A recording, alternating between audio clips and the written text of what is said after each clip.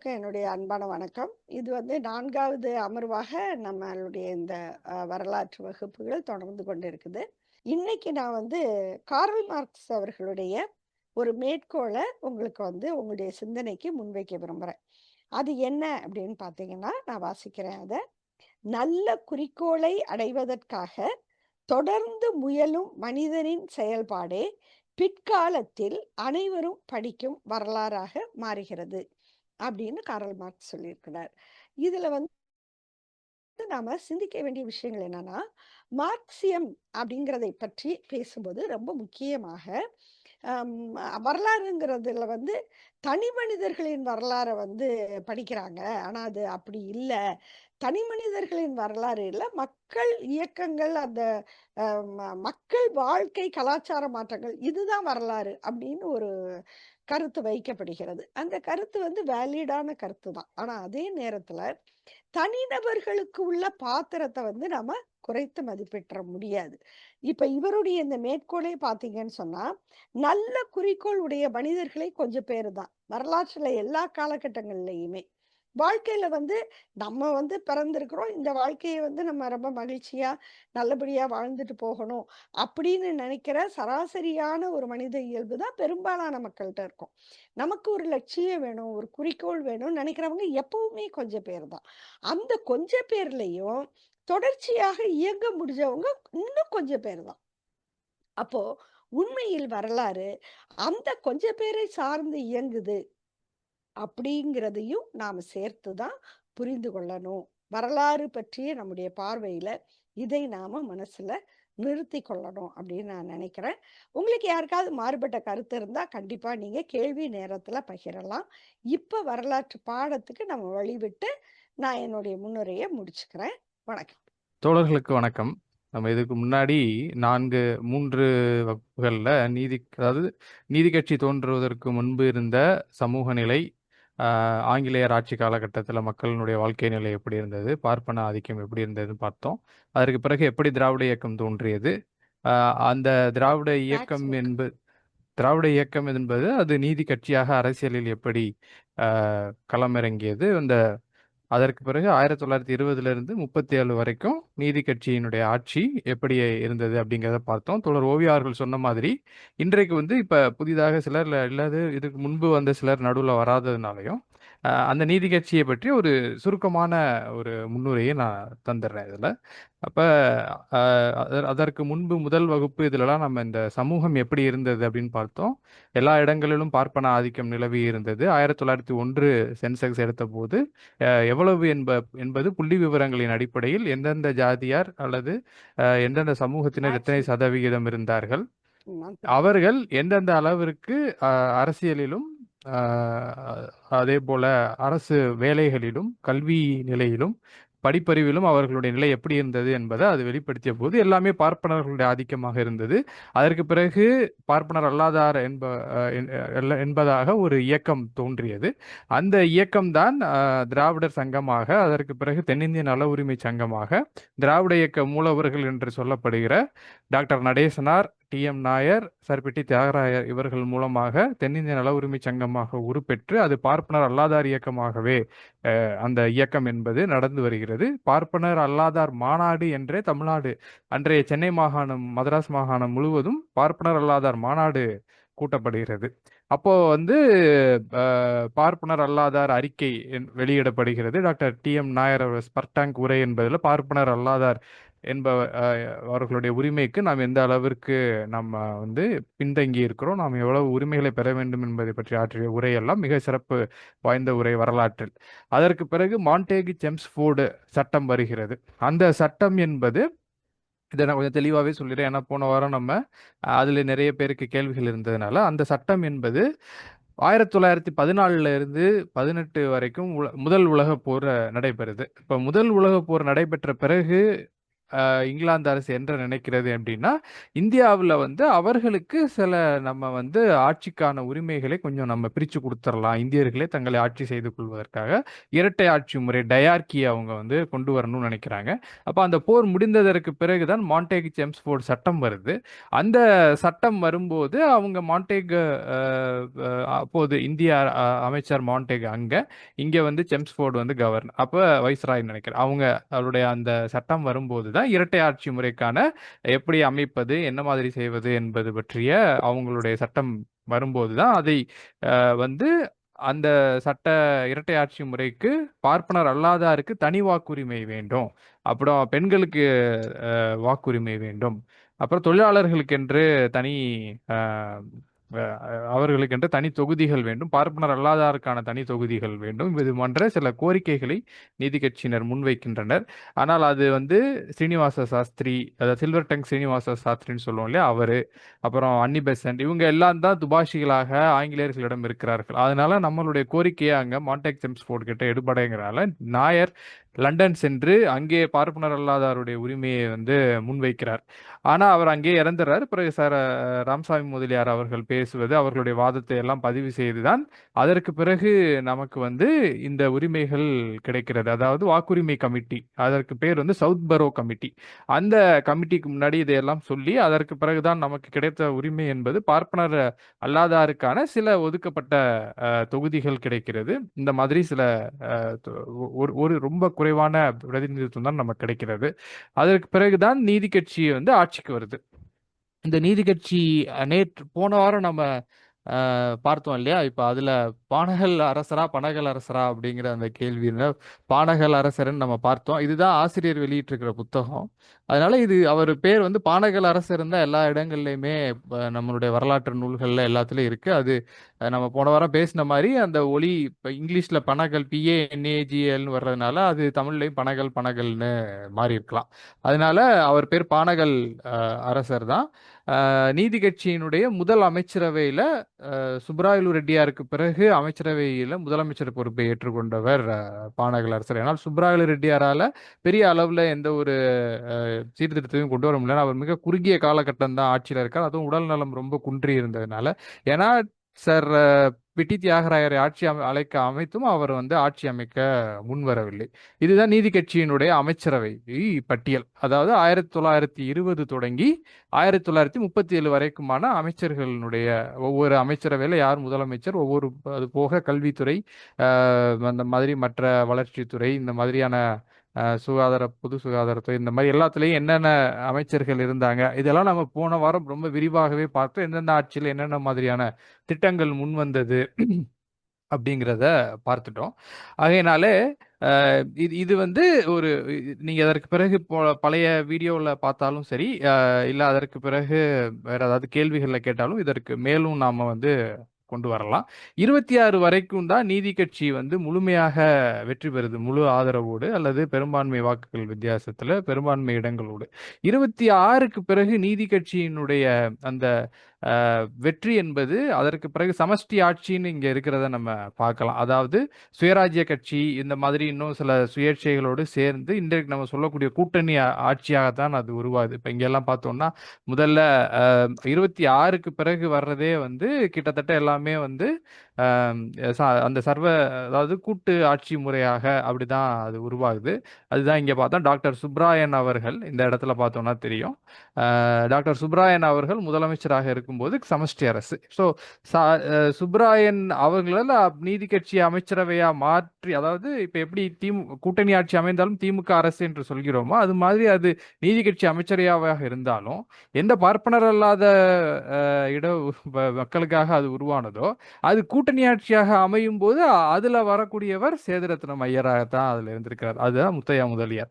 அதுக்கு பிறகு இந்த முத்தையா முதலியார் தான் கம்யூனல் ஜிஓவை அதற்கு பிறகு கொண்டு வரார். ஆக பார்ப்பனர் அல்லாத தலைவர்கள் தான் நமக்கு எல்லா சுப்ராயனை பெரியார் மிக கடுமையாக பல நேரங்களில் விமர்சிச்சிருக்கிறாரு. அதற்கு பிறகு 28ல பனகல் அரசரும் இறந்துடுறாரு. அதற்கு முன்பே TM நாயர் லண்டன்ல இறந்துடுறாரு 19ல. 25ல சார் பிட்டி தியாகர் இறந்து விடுறாரு. இவங்க 3 பேரும் இறந்ததற்கு பிறகு நீதி கட்சியை முன்னெடுத்து செல்வதற்கு ஆட்களே இல்லை. நீதி கட்சியை எப்படியாவது குலைத்து விட வேண்டும் இப்படிங்கிற இதில் தான் நிறைய இருக்காங்க. அதில் உள்ள தலைவர்களுக்கும் கூட அந்த ஒரு உணர்வோ இதுவோ பெரிதாக பலருக்கும் இல்லாத காலகட்டமா அது அந்த பின்னால் வரக்கூடிய காலகட்டம் இருந்தது. அப்பதான் என்ன ஏற்பட்டது அப்படின்னா, நிறைய நேரங்கள்ல தந்தை பெரியார் அவர்கள் தான் நீதி கட்சியை வழிநடத்தினார். ஏன்னா அவர் தான் அதற்கு பிறகு திராவிடன் இதழுக்கு நீதி கட்சி கொண்டு வந்த. நீதி கட்சி உருவாகும் போது 3 இதழ்கள் வெளியே வருது. ஒன்று வந்து தமிழ்ல திராவிடன், அதற்கு பிறகு இங்கிலீஷ்ல தான் ஜஸ்டிஸ். அதுதான் கட்சியினுடைய பெயரா உருவாது. ஜஸ்டிஸ் என்பது ஜஸ்டிஸ் பார்ட்டியா மாதிரி நீதி கட்சியா மாறிச்சு. இன்னொன்று வந்து ஆந்திர பிரகாசிகா. அப்ப திராவிடன் இதழுக்கு தந்தை பெரியார் தான் ஆசிரியர் பொறுப்பேற்கிறார். அப்ப தந்தை பெரியார் அவர்கள் 28க்கு பிறகு அதனுடைய ஆசிரியர் பொறுப்பை ஏற்கும்போது அவர் நீதி கட்சியை கண்டித்து விமர்சனங்களை திராவிடன் இதழிலேயே பெரியார் எழுதியிருக்கிறாரு. இப்போ 1937ல என்ன நடக்குது அப்படின்னா, 30க்கு பிறகு பொது தேர்தல் நடத்த வேண்டியது நடத்தல. ஏன்னா நம்ம முன்னாடி பார்த்த மாண்டேக் செம்ஸ்ஃபோர்ட் ஆக்டுக்கு பிறகு சைமன் கமிஷன் வருது. அது எதுக்கு அப்படின்னா 10 ஆண்டுகளுக்கு பிறகு 1919ல மாண்டேக் செம்ஸ்ஃபோர்டுக்கு பிறகு 1929ல சைமன் கமிஷன். எதுக்குன்னா 10 ஆண்டுகளுக்கு பிறகு இந்த டயார்கி இரட்டை ஆட்சி முறை எப்படி இருக்குன்னு பார்த்து மறுபடியும் புதிய சீர்திருத்தத்தை கொண்டு வருவதற்கான இன்னொரு புது கமிஷன் தான் சைமன் கமிஷன். அப்ப அதை காங்கிரஸ்காரர்கள் எல்லாரும் கோ பேக் சைமன் என்பதை நம்ம கேள்விப்பட்டிருப்போம். அதை எதிர்த்தாங்க. சைமன் கமிஷனை ஏன் எதிர்த்தாங்கன்னா அதுல இந்தியர் ஒருவர் கூட இல்லை அப்படின்னு. அப்ப அந்த நேரத்துல ஜஸ்டிஸ் பார்ட்டியும் சைமன் கமிஷனை எதிர்க்குது. ஏன்னா இது நம்மளுடைய பிரதிநிதித்துவம் இல்லை அப்படின்னு. அப்ப பெரியார் தான் எழுதினார், நீங்க வந்து இந்தியர்கள் அதுல இடம் பெறாததுக்கு நம்ம வந்து சந்தோஷம் தான் படணும், அதுதான் நமக்கு நல்லது. இந்தியர்கள் இடம்பெற்றால் அதுல மறுபடியும் பார்ப்பனர்கள் தான் அந்த கமிட்டியில இடம்பெற்று நமக்கு கிடைக்க வேண்டிய எதுவுமே கிடைக்காமல் போய்விடும் என்று சைமன் கமிஷனை வரவேற்க வேண்டும் என்று பெரியார் எழுதினார். அதற்கு பிறகுதான் நீதி கட்சியே தன்னுடைய நிலைப்பாட்டை வந்து மாற்றுகிறது. ஆனா காங்கிரசினுடைய இரட்டை வேடம் அல்லது அண்ணா சொல்வது போல இரட்டை நாக்கு, பார்ப்பனர்களுடைய அந்த இரட்டை நாக்கு என்பது எப்படி ஆரம்பத்துல இருந்தே இருக்குன்னா, முதல்ல ஒத்துழையாமை இயக்கம் என்று சொல்வார்கள். 1919ல காங்கிரஸ் தேர்தலில் போட்டியிடல, ஒத்துழையாமை இயக்கம் என்று சொல்லிவிட்டு, ஆனால் சுயராஜ்ய கட்சி மூலமாக எல்லா பார்ப்பனர்களும் உள்ள வர்றதுக்கு முயற்சி செய்வாங்க. நம்ம கொண்டு வரக்கூடிய வகுப்பு துவேஷ கட்சியின் நீதி கட்சியையே அந்த சட்டமன்றங்கள்லயே பேசியிருக்கிறாங்க. முட்டுக்கட்டையாக இருந்தது. ஏன்னா 1921ல கொண்டு வந்த கம்யூனல் ஜீவோ நடைமுறைப்படுத்தப்பட்டது முத்தையா முதலியார் வந்ததற்கு பிறகுதான். 1928ல அவர் பொறுப்பேற்றதற்கு பிறகுதான். அப்ப அந்த 7 வருஷமாக அதை நடைமுறைப்படுத்த விடாம வச்சிருந்தாங்க. சத்தியமூர்த்தி ஐயர் சத்தியமூர்த்தி ஐயர் எப்படி வந்தாரு, அவர் காங்கிரஸ்காரர். அப்ப சுயராஜ்ய கட்சிக்கு வந்தாங்க. இன்னும் இதுல என்னன்னா, நீதி கட்சி மாநாடுகள்ல நீதி கட்சியில் இருக்கக்கூடிய தலைவர்கள் காங்கிரஸ்ல இருந்தாலும் அது ஒன்றும் தப்பில்லை என்கிற அளவிற்கு அவங்களுடைய கோரிக்கைகள் இருந்திருக்கு, அவங்களுடைய தீர்மானங்களை முன் வச்சிருக்கிறாங்க. அப்ப காங்கிரஸ் என்பது பார்ப்பனர்கள் என்பவர்கள் காங்கிரஸ்ல மட்டும் இல்லை, அவங்க வந்து எல்லா இடங்கள்லையும் இருந்து செயல்பட்டுக்கிட்டு இருக்கிறாங்க. சத்தியமூர்த்தி ஐயர் தான் எல்லாத்தையும் எதிர்க்கிறார். கம்யூனல் ஜிஓவை எதிர்க்கிறாரு. கல்வி குழு என்பது அமைந்திருக்கு இல்லையா, அந்த எப்படி நம்ம அந்த பனகல் அரசரனுடைய காலகட்டத்தில் எப்படி எல்லா கல்லூரிகள்லையும் இவங்க பார்ப்பன மாணவர்களுக்கு இடம் கொடுத்தாங்க அப்படிங்கிறப்போ ஒரு கல்வி குழுவை அவர் அமைத்தார். அந்த குழுவில் எல்லாரும் இடம் பெறணும் அப்படின்னு. அப்போ எல்லா பார்ப்பனர்களாத மாணவர்களும் உள்ள வர வாய்ப்பு கிடைத்தது. அதையெல்லாம் ரொம்ப கடுமையாக சத்தியமூர்த்தி ஐயர் எதிர்த்தார். தேவதாசி முறை ஒழிப்பு வரும்போதும் அதை கடுமையாக சத்தியமூர்த்தி ஐயர் வந்து எதிர்த்தார். இப்படி சத்தியமூர்த்தி ஐயர் தான் மிகப்பெரிய அளவில் நீதி கட்சியை எதிர்த்து, நீதி கட்சி தலைவர்களை எதிர்த்து தொடர்ச்சியாக செயல்பட்டு வந்துகிட்டு இருந்தவர். அப்ப 1937 தேர்தல் தான் நடக்குது. ஏன்னா 35ல அந்த கவர்மெண்ட் ஆஃப் இந்தியா ஆக்ட் வருது. இந்த கவர்மெண்ட் ஆஃப் இந்தியா ஆக்ட் வந்ததற்கு பிறகு அந்த தேர்தல் பணிகள் 1936ல தொடங்கி 1937ல தேர்தல் நடக்குது. அதற்கு முன்பே நீதி கட்சி என்பது ரொம்ப பலம் இல்லாம போயிடுச்சு. ஏன்னா 26க்கு பிறகு அதை வழிநடத்துவதற்கு யாருமே இல்லை. ரொம்ப முக்கியமா இந்த முத்தையா முதலியார் போன்றவர்கள், பொப்பிலியரசர் போன்றவர்கள், இந்த மாதிரி சிலர் வந்து ஏதோ கொஞ்சம் இழுத்து பிடிச்சு இது பண்றாங்க. நடுவில் தேர்தல் நடக்காததுனால 37 வரைக்கும் அந்த இது போகுது, நீதி கட்சியினுடைய ஆட்சி போகுது. ஆனால் என்ன ஏற்படுது அப்படின்னா, நீதி கட்சியின் மீது பெரிய குற்றமோ அல்லது இன்றைக்கு வந்து ஒரு அரசு மேல வந்து அப்படியே இந்த அரசு வந்து எல்லாத்தையும் கெடுத்துருச்சு, மக்கள் அவங்களுடைய உணவுக்கே கஷ்டப்படுறாங்க, எல்லாமே கெட்டு போய் விட்டது சமூகம், இப்படிலாம் ஒரு திமுகனா அப்படி ஒரு இது சொல்றாங்கல்ல, லஞ்சம் அப்படி எந்த மாதிரியான குற்றச்சாட்டை நீதி கட்சி மேல யாராலையுமே வைக்க முடியல. ஏன்னா அதுல இருந்த எல்லாருமே மிகப்பெரிய செல்வந்தர்கள், பணக்காரர்கள், அரசர்கள், ஜமீன்தார்கள், இப்படிதானே அதுல இருக்கிறாங்க. இருக்கிறாங்க. ஆனா இந்த கட்சி தோற்றதற்கான காரணம் என்ன, செல்வாக்கு இழந்ததற்கான காரணம் என்ன அப்படின்னா, அந்த கட்சி தலைவர்கள் கிட்ட இருந்த ஒற்றுமை இல்லாத தன்மை, அவங்கள்ட்ட இருந்த அந்த தன்முனைப்பு, அப்புறம் அவருங்க வந்து ஒரு ஒரு உணர்வு பூர்வமா அவங்களால செயல்பட முடியாதது, காங்கிரஸ்ல இருந்து காமிச்ச அவங்களுடைய பதவி ஆசை, காங்கிரஸ்ல இருந்து எல்லாரையும் இங்க இழுக்கிறாங்க. ஏன்னா காங்கிரஸ்க்கு நீ 37க்கு முன்பே நீதி கட்சி தலைவர்கள்ல நிறைய பேர் காங்கிரஸ்ல போய் சேர்ந்துட்டாங்க. எல்லாருமே அங்க கட்சி மாறிட்டாங்க, காங்கிரஸ்க்கு மாறிட்டாங்க. அப்ப 37ல இருந்த நீதி கட்சி என்பது ரொம்ப ஒரு சில உணர்வாளர்களால நடத்தப்படுது. கட்சியை நடத்துவதற்கே பணம் இல்ல. யாரோ ஒரு சிலர் ஒரு சிலருடைய 2, 3 பேருடைய பணத்துல நடக்குது. அப்போ அந்த ஒரு பலமில்லாத கட்சியா மாறிடுச்சு. அது இடைப்பட்ட காலகட்டங்கள்ல தான் காந்தியினுடைய வருகை இந்திய தேசிய அரசியல்ல, இந்திய அரசியல்ல காந்தி வருகை என்பது மக்கள்கிட்ட ஒரு பெரிய கிளர்ச்சியை வந்து காந்தி காந்தி என்பத அந்த காங்கிரஸ்காரங்க வந்துட்டாங்க, நமக்கு அப்படியும் சுயராஜ்யம் இப்படிலாம் சில விஷயங்களை காமிச்சு காந்தி வந்ததற்கு பிறகு அந்த 37 தேர்தல்ல காங்கிரஸ் பெருவாரியான இடங்கள்ல வெற்றி பெற்றது. அதுக்கு பிறகு நடக்கிற விஷயங்கள் தான் நம்ம இன்றைக்கு முக்கியமாக பார்க்கணும். அப்ப இதுவரைக்கும் பார்ப்பனர் அல்லாதார் அமைச்சரவை இடம்பெற்றது. அதுல கூட ஒரு பார்ப்பனர் வந்தாரு. அந்த கட்சி நீதி கட்சியினுடைய அமைச்சரவை அமைப்பதற்கு அந்த நேரத்துல ஒரு கூட்டணி ஆட்சியாக ஒரு பார்ப்பனர் வந்திருக்கிறாரு. ஆனாலும் அந்த கட்சி என்பது பார்ப்பனர்களுக்காக, பார்ப்பனர் அல்லாதாருக்காக எத்தனையோ திட்டங்களை கொண்டு வந்ததெல்லாம் நம்ம எப்பப்ப என்னென்ன திட்டங்கள் வந்துச்சு கல்வியில, இப்படி எல்லாத்தையும் நம்ம போன முறை பார்த்தோம். அந்த திட்டங்களை எல்லாம் எப்படி அதற்கு பிறகு வரக்கூடிய ராஜாஜியினுடைய ஆட்சி வந்து சீரழித்தது, அது எப்படி மாறிச்சு அப்படிங்கிறத நம்ம நீதி கட்சியினுடைய வீழ்ச்சியிலிருந்து நம்ம பார்க்கிறோம். ஆனால் தந்தை பெரியார் அவர்கள் வந்து நீதி கட்சி ஆட்சியில் இருக்கும்போதே இவ்வளவு பேர் பார்ப்பனர் அல்லாத அமைச்சர்களாக இருக்கிறீங்க, இந்த பார்ப்பனர் அல்லாத கட்சி தான் ஆட்சியில் இருக்கு, ஆனால் இவ்வளவு பேர் இருந்தும் பார்ப்பனர் அல்லாத மக்களுக்கு என்ன செய்ய வேண்டுமோ அதை செய்ய முடியல, பார்ப்பானர்கள் 2 பேர் 3 பேர் சட்டசபையில இருந்தாலும் அவர்களால் தங்களுக்கு தேவையான விஷயங்களை நிறைவேற்றிக் கொள்ள முடியுது அப்படின்லாம் ரொம்ப கடுமையாக நீதி கட்சியை விமர்சித்து பெரியாரே அப்போ அந்த காலகட்டங்கள்ல எழுதியிருக்கிறார். ஆனா அந்த அளவுக்கு அரசியலுக்குள்ள போனதற்கு பிறகு பெரியார் என்ன சொல்றாருன்னா, சார் பிட்டி தியாகராயர், அப்புறம் டி.எம். நாயர், பானகல் அரசர், இவங்களுக்கு பிறகு வந்தவர்களால பார்ப்பனர்களுடைய ஆதரவு இல்லாம ஆட்சியை நடத்த முடியல. அப்ப அவரு எப்பயுமே அரசியல்வாதிகள் மேல வைக்கக்கூடிய அந்த ஒன்று வந்து இவர்கள் பார்ப்பனர்களுடைய ஆதரவால தான் இவங்க அங்க நிக்கிறாங்க அமைச்சராவே.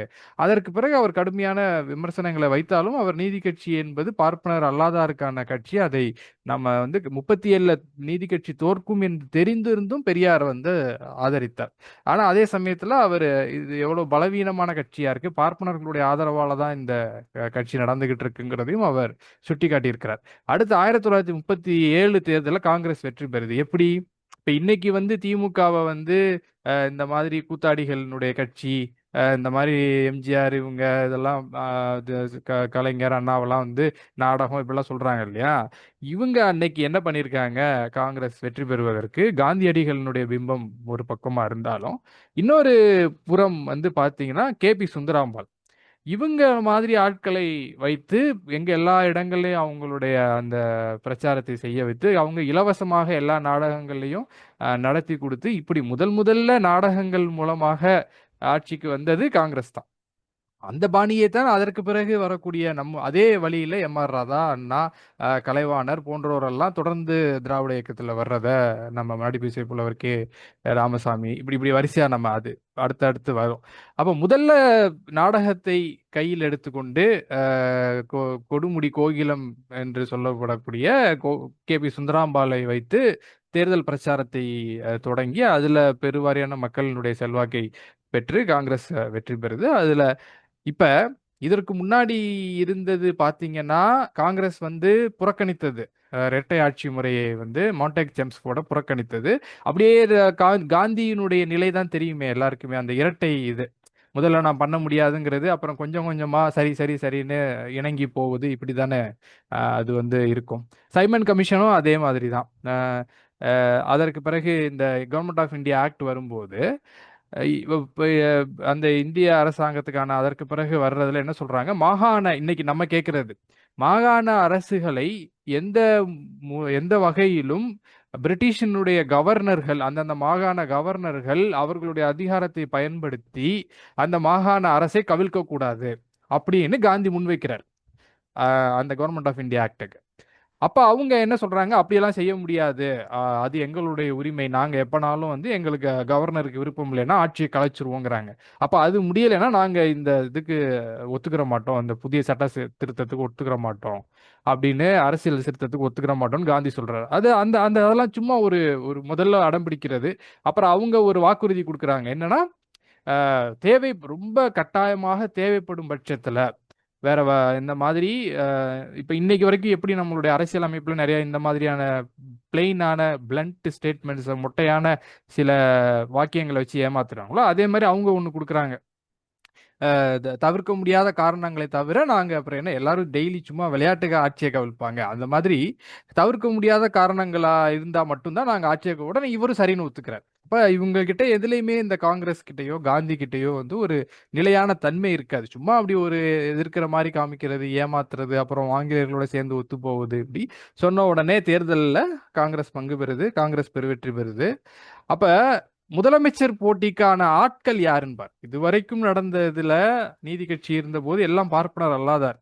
அதற்கு பிறகு அங்க போட்டி வந்து ராஜாஜிக்கா சத்தியமூர்த்திக்காங்கிறது. இந்த ரெண்டு பார்ப்பனர்ல எந்த பார்ப்பனர் போட்டியிலேயே பார்ப்பனர் அல்லாதார் கிடையாது. 1937 அந்த முதலமைச்சர் வேட்பாளர்கள் இப்ப நம்ம பாக்குறோம் பாருங்க, இபிஎஸ்ஆ ஓபிஎஸ்ஆ, அப்புறம் இங்க ஒவ்வொரு கட்சியிலையும் வந்து அண்ணாவிற்கு பிறகு யாரு, இப்ப அதுல பார்ப்பனர் அல்லாதார் போட்டியில இருக்காங்க. இதுல எல்லாம் பாருங்க, காங்கிரஸ் வந்த உடனே அந்த போட்டியில பார்ப்பனர் அல்லாதாரே கிடையாது. சத்தியமூர்த்தி ஐயரா ராஜாஜியா, இவங்க 2 பேர்ல ஒருத்தர். அப்ப அதுல இருக்கக்கூடிய காங்கிரஸினுடைய கோஷ்டி இது இந்த மாதிரியான சில விஷயங்கள்னால அதுல ராஜாஜி முதலமைச்சராகவும் அவர் சத்தியமூர்த்தி ஐயர் கட்சி காங்கிரஸ் தலைவராகவும் ஏத்துக்கிறாங்க. சத்தியமூர்த்தி ஐயர் தான் முதல் நீதி கட்சியில இருந்து தொடர்ச்சியாக நீதி கட்சியை விமர்சித்து எதிர்த்து அரசியல் செய்து வந்தவர். ஆனா அவர் தான் முதலமைச்சர் ஆயிருக்கணும். ஆனா அவர் ஆகாம ராஜாஜி ஆனதுல சில பல்வேறு அரசியல் அவங்களுக்குள்ள உள்ள இதெல்லாம் இருக்கு. இப்படிதான் போகுதே தவிர அந்த இடத்துல ஏன் ஜெயிச்ச மற்ற பார்ப்பனர் அல்லாத காமராஜர் போன்ற இன்னும் எத்தனையோ பேர் ஜெயிச்சிருக்காங்க, அவங்கெல்லாம் யாருமே அந்த போட்டிக்குள்ளேயே வரல. இப்ப இவங்கள 2 பேர் யாரு பங்க பிரிச்சுக்கிறது அப்படின்னா ராஜாஜி வந்து தேர்ந்தெடுக்கப்படுகிறார். ராஜாஜி வந்ததற்கு பிறகு நீதி கட்சி என்னெல்லாம் செய்ததோ அதையெல்லாம் நேரடியாக சட்டம் போட்டு இல்லாமல் செய்து விடாமல், இப்ப கம்யூனல் ஜிஓ இருக்கு. கம்யூனல் ஜிஓவை ராஜாஜி வந்து தடை பண்ணல, அல்லது அதை ரத்து பண்ணல. கம்யூனல் ஜிஓ எப்ப பண்ணுது, இந்திய அரசியல் சட்டம் வந்ததற்கு பிறகு செம்பகம் துரைசாமி வழக்குல தான் அந்த நீதிமன்றத்துக்கு போய் அது கம்யூனல் ஜிஓ கேன்சல் பண்றாங்க. ஆனா ராஜாஜி எவ்வளவு தந்திரமாக செய்கிறார் அப்படின்னா, அந்த பனகல் அரசர் அமைச்சார் இல்ல கல்வி குழுக்கள், ஒவ்வொரு இதுலயும் வந்து அந்த குழு தேர்ந்தெடுக்கப்படுகிற மாணவர்கள்னா அந்த குழுவுல எல்லாம் பார்ப்பனர்களை கொண்டு வர்றாரு உள்ள. அதாவது என்னென்ன வழிகள் எல்லாம் பண்ண முடியுமோ அவங்களுடைய தந்திரங்களை செஞ்சாங்க. அதற்கு பிறகு இதுவரையிலும் பிற்படுத்தப்பட்ட தாழ்த்தப்பட்ட மாணவர்களுடைய எண்ணிக்கை மறுபடியும் அப்படியே பின்னாடி ரொம்ப குறைய ஆரம்பிச்சிருது கல்வியை பொறுத்தவரையில. அதற்கு பிறகு என்ன பண்றாரு, 1937 பதவியேற்ற உடனே 38ல இந்தி கட்டாயமாக எல்லோரும் கொண்டு வர வேண்டும் என்று ராஜாஜி சொல்றார். இப்ப இந்திய எதிர்ப்பு போர் என்பது அந்த இடத்துல இருந்து தான் தமிழ்நாட்டுல தொடங்குது. தந்தை பெரியார் அவர்கள் அப்ப எதிர்கட்சியாக இருக்கக்கூடியது நீதி கட்சி. 2 பேருக்கு தான் போட்டி, நீதி கட்சிக்கும் காங்கிரஸுக்கும். ஆனால் காங்கிரஸ் இப்படிப்பட்ட விஷயங்களை செய்யும் போது நீதி கட்சியால அதை எதிர்த்து ஒரு மக்கள் விழிப்புணர்வை ஏற்படுத்தியோ ஒரு இதையோ எதுவும் செய்ய முடியல காங்கிரஸ் நீதி கட்சியால. ஏனால் நீதி கட்சி உருவானது வந்து பார்ப்பனர் அல்லாதாருக்கான உரிமை என்கிற அளவுல தான் இருந்ததே தவிர அதால வந்து என்ன செய்ய முடியல அப்படின்னா, ஒரு மொழி பிரச்சனை, ஒரு தமிழர் உரிமை, ஒரு தமிழ் தேசிய தமிழர் இன பிரச்சனைன்னு வரும்போது அதுல வந்து அங்கே சித்தாந்த குறைபாடு இருக்கு, அங்க அதற்கான தத்துவங்கள் சரியாக இல்லை. ஆகையினால நீதி கட்சியால அதை எதுவுமே, நீதி கட்சிக்கு அப்படிப்பட்ட ஒரு எண்ணமும் இல்லை. அப்போ பெரியாரின் தலைமையில தான் ஒட்டுமொத்த தமிழ்நாடு தமிழருக்கே என்கின்ற இதுல 1938ல தொடங்குது. இந்த காங்கிரஸ் வெற்றி பெற்றதப்ப இப்ப பாருங்க, சென்னை மாகாணத்துல ராஜாஜி, அது மாதிரி மொத்தம் 7 மாகாணம் இருக்கு இந்தியாவில். 7 மாகாணத்துல 6 மாகாணத்திலையும் பார்ப்பனர்கள் தான் பிரதமர்கள். அன்றைக்கு வந்து பிரீமியர் என்று சொல்லக்கூடிய பிரதமர் தான் பேரு. அப்போ காங்கிரஸ் வெற்றி பெற்ற உடனேயே 7ல 6 மாகாணத்துல பார்ப்பனர் தான். இன்னொரு ஒரே ஒரு மாகாணத்தை ஏன் விட்டு வச்சாங்க அப்படின்னா, அது வட கிழக்கு, நார்த் ஈஸ்ட், வடமேற்கு இந்த பக்கம். கான் சாஹிப் அவர்கள் வந்து அந்த பெரும்பான்மையாளர் முஸ்லிம்களாக இருக்கிறதுனால கான் சாஹிப் வந்து அங்க பதவி ஏற்கிறாரு. அப்போ 1937 வரைக்கும் ஏதோ கொஞ்சம் சில விஷயங்களை நீதி கட்சி செஞ்சது எல்லாத்தையும் அதற்கு பிறகு முழுவதும் மறுபடியும் பார்ப்பனர்களுடைய தலைமைக்கு அவர்களுடைய ஆதிக்கத்திற்குள்ளாக ஒட்டுமொத்த இந்தியாவினுடைய, அதற்கு முன்னாடி மற்ற எல்லா இடங்கள்லயும் அவர்களுடைய இதுதான் இருந்தது. இப்ப அந்த தேர்தலுக்கு பிறகு முழுவதும் பார்ப்பனர்கள் கிட்ட எல்லா இடங்கள்லயும் பார்ப்பனர்களே ஜெயிச்சு மந்திரி ஆகுறாங்க. நீதி கட்சி வருவதற்கு முன்பு நாம் இதே மாதிரி முதல் வகுப்புல ஒரு பட்டியல் பார்த்தோம். எப்படி எல்லா பதவிகள்லையும், எல்லா அரசியல் பதவிகளாக இருந்தாலும் சரி, அரசு உத்தியோகங்களாக வேலைகளாக இருந்தாலும் சரி, அந்த ஐயர் எல்லா பேரையும் பார்த்தோம். ஐயர், ஐயங்கார், ராகவ, இந்த ரங்காச்சாரி, இந்த மாதிரி எல்லாம் பேர்கள்லாம் நம்ம பார்த்தோம். அதே இது அரசியல் நீதி கட்சி போனதற்கு பிறகு மறுபடியும் அப்படியே முழுவதும் பார்ப்பனர்களுடைய பெயர்கள் எல்லா இடங்கள்லையும் வருது. இப்போ பெரியார் வந்து ஜஸ்டிஸ் கட்சி தோல்வி அடைந்ததற்கு பிறகுதான் அவர் என்ன சொல்றாரு அப்படின்னா, ஜஸ்டிஸ் கட்சி தேர்தலில் தோற்க போகுதுன்னு எல்லாருக்குமே தெரிஞ்சிருச்சு. தந்தை பெரியார் தான் என்ன சொல்றாரு அப்படின்னா, இந்த தேர்தலில் ஜஸ்டிஸ் கட்சி தோல்வி அடைந்தால்தான் நான் மகிழ்ச்சி அடைவேன் அப்படின்னு சொல்றாரு. ஏன் அப்படின்னா, அப்போதான் சுயமரியாதை பிரச்சாரத்துக்கு, இயக்க பிரச்சாரத்துக்கு பார்ப்பனர் அல்லாத மக்களால் அதிக ஆதரவு கிடைக்கக்கூடும் என்கின்ற தன்மையால் இயக்க பிரச்சாரம் பலமாய் நடக்கவும் இடம் ஏற்படும் என்று கருதுகிறேன். ஜஸ்டிஸ் கட்சி ஜெயித்தால் தலைவர்கள், பதவி பெற்றவர்கள் ஆகியவர்களினது அனாதரவு ஏற்பட்டாலும் ஏற்படலாம். ஏனெனில் சிதறி கிடக்கும் பார்ப்பனர் அல்லாத மக்கள் ஒன்று சேர்ந்து பலமாய் வேலை செய்ய தோல்வி ஒரு சாதனமாகும் அப்படின்னு 1937ல தேர்தலுக்கு முன்பே வந்து, ஏன்னா 1900 ஜூலை 14 தான் இவர் ராஜகோபாலாச்சாரி ஆட்சி ஏற்கிறார். ஆனால் பெரியார் ஜனவரியிலே என்ன சொல்றாரு, இதுல தோற்றால் தான் சுயமரியாதை இயக்கம் இன்னும் வீரியமாக செயல்பட முடியும். இன்றைக்கு இருக்கிற அதே பிரச்சனை தான். எப்படி வந்து ஆட்சியில திமுக இந்த மாதிரி திராவிட இயக்க கட்சியில் இருக்கும்போது அவர்கள் செய்யறதெல்லாம் நம்மை போன்ற பெரியாரினுடைய பகுத்தறிவு பிரச்சாரம் செய்கிறவர்களுக்கும் அதனால நிறைய நம்ம கிட்ட எல்லா இடங்களையும் இந்த பிரச்சனைகள் தான் வரும் மக்கள்கிட்ட போகும்போது பேசும்போது. அப்ப பெரியாருக்கு இதுல தோல்வி அடைஞ்சு காங்கிரஸ் வந்தாதான் காங்கிரசினுடைய அயோக்கியத்தனங்களை எல்லாம் இன்னும் நம்ம அதிகமாக மக்கள் கிட்ட கொண்டு போய் சேர்க்க முடியும். காங்கிரஸை ஒழிப்பதற்கு அதற்கு பிறகுதான் அது ஒரு நல்ல உத்வேகத்தை கொடுக்கும் அப்படின்னு, அதற்கு பிறகுதான் பெரியார் ரொம்ப தீவிரமாக சுயமரியாதை இயக்க பிரச்சாரங்களை தொடங்குறாரு. அதே மாதிரி 38ல மிகப்பெரிய தமிழர் எழுச்சி பெரியார் அவர்களால இந்திய எதிர்ப்பு போர்ல ஏற்படுது. அதற்கு பிறகுதான் தந்தை பெரியார் அவர்களுடைய ஏன்னா அரசாங்கத்தில் இருந்தது விலகினதற்கு பிறகுதானே அவர்கள் செய்கிற தவறை நம்ம நல்லா சுட்டி காமிக்க முடியும் என்று பெரியார் வந்து இன்னும் வேகமாக, இன்னும் மகிழ்ச்சியாக செயல்பட ஆரம்பிக்கிறார். இப்ப இதுதான் நீதி கட்சி ஆட்சியில இருந்து நீதி கட்சி தோல்வி அடைந்த பிறகு ஏற்பட்ட நிலை. இப்ப தமிழ்நாடு, சென்னை மாகாணம் இந்த ஒரு நிலையில இருக்கு. ராஜாஜி வந்து பள்ளி கல்வி எல்லாத்துலேயும் மாணவர்கள் சேர்வது குறைஞ்சிருச்சு, பார்ப்பனர் அல்லாதார், இந்தியை கட்டாயமாக்க வேண்டும் என்கிறார். ஒரு அண்ணா ஒரு இது இருக்கு. அண்ணா அவர்கள் வந்து சென்னையில ஒரு சம்புகேச ஐயர் ஒருத்தருடைய பார்ப்பனருடைய வீட்டில் ஒரு விருந்து நடக்குது. எதுக்கு அப்படின்னா, அவர் வந்து ஜஸ்டிஸா மாறினார், நீதிபதியா ஆனதுக்காக ஒரு விருந்து நடக்குது. அப்ப அண்ணா எழுதுற அந்த விருந்துக்கு போன அந்த ஒருத்தர் நீதிபதி ஆகிறாருன்னா, இப்ப அதுக்கு கூட இருக்கக்கூடிய நண்பர்கள், அவரோடு பணியாற்றியவர்கள், இத்தனை நாளா இருந்தவங்க எல்லாரும் வருவாங்க இல்லையா? அப்ப இவங்க எல்லாம் இந்த விருந்துல கலந்துக்கிட்டாங்கன்னு அடுத்த பத்திரிகையில வருது. பத்திரிகையில பார்த்தோன்னா எல்லாருமே பார்ப்பனர்கள். இத்தனை நாள் நீதி கட்சி ஆட்சியில இருந்தும் இன்னும் நம்ம பார்ப்பனர் அல்லாத மக்கள்ல ஒருத்தர் கூட நீதிபதி ஆகல. இன்னும் பாருங்க அவங்க தான் எல்லா இடங்கள்லயும் இருக்காரு அப்படின்னு அதற்கு பிறகு அண்ணாலாம் எழுதுறாரு. ஆகையினால நீதி கட்சி தொடங்கியது ஏதோ சில விஷயங்களை தான், சில விஷயங்களை செய்ய முடிந்தது. அதுல கொஞ்சம் உணர்வுகள் பார்ப்பனர் அல்லாதாருக்கு சில இது ஏற்பட்டது, நன்மைகள் ஏற்பட்டது. ஆனால் இன்னும் முழுமையாக தந்தை பெரியார் சொன்ன மாதிரி நாம தோல்வி அடைந்தால்தான் இவர்களுடைய முழு இவங்களுடைய அயோக்கியத்தனத்தையும் இவங்களால ஏற்படக்கூடிய கேடுகளையும் நம்ம பார்ப்பனர் அல்லாதாருக்கு சுட்டி காண்பிச்சு அவர்களை ஒன்றுபடுத்த முடியும் என்று இந்த தோல்விக்கு பிறகுதான் பெரியார் சுயமரியாதை இயக்கத்தை இன்னும் வீரியமாக நடத்த தொடங்குகிறார். இப்ப நீதி கட்சியினுடைய இது நிறைவடையல, இன்னும் இருக்கு. நம்ம அதற்குள்ள நம்ம போறதுக்கு முன்னாடி தந்தை பெரியார் இனிமே முழுக்க தந்தை பெரியார் தான். நீதி கட்சியில தலைவர்கள் யாரும் இல்ல, பன்னீர்செல்வம் இருக்கிறார். ஆனால் அதை பற்றி நம்ம அதற்கு பிறகு பார்க்கலாம். இதற்கு முன்பு இந்த இந்த அஹ், இந்த இந்த இந்த சமூகம் எப்படி இருந்தது அப்படிங்கிறத API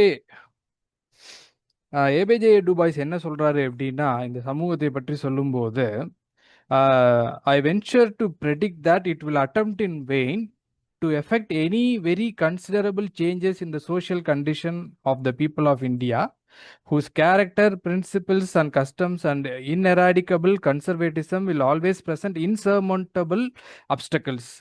To make a people happy, it is essential that they themselves should desire to be made happy and should cooperate with those who are working for their happiness. அவர் என்ன சொல்றாருன்னா, இந்தியர்களினுடைய சோஷியல் கண்டிஷன் எப்படி இருக்குன்னா எந்த ஒரு மாற்றத்துக்கும் உள்ளாகாது.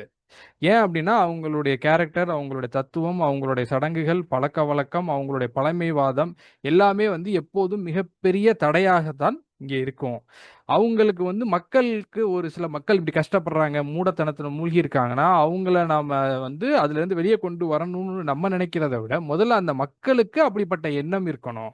ஆனால் இங்க இருக்கக்கூடிய மக்கள் அவங்களுடைய நன்மைக்காக யார் உழைக்கிறாங்களோ அவங்க கூட அவங்க ஒத்துழைக்க மாட்டாங்க.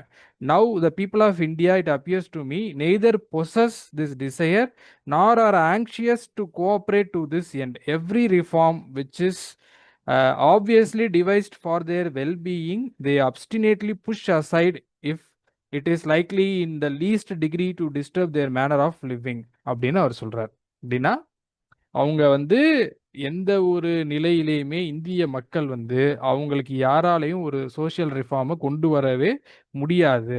ஏன்னா அதை அவங்க என்ன நினைக்கிறாங்க, தங்களுடைய வாழ்க்கைக்கு ஏற்படுகிற ஒரு தொந்தரவுன்னு நினைக்கிறாங்க. அதனால அவங்களுக்கு நீங்க என்னதான் ரிஃபார்ம் பண்ணணும்னு நினைச்சாலும் அவர்களுக்கு அவங்களுடைய சடங்கும் அவங்களுடைய மதம் சார்ந்த ஆச்சார நம்பிக்கைகளும் தான் முக்கியமே தவிர அதை நீங்க மாற்றணும்னு நினைச்சீங்கன்னா அவங்க அதற்கு ஒத்துக்கிறவே மாட்டாங்க. இப்படிப்பட்ட நிலையில தான் இந்திய மக்கள் இருக்காங்கன்னு ஏபிஜே டுபாய்ஸ் சொல்றார். அப்போ பெரியாருக்கு முன்பு தோன்றிய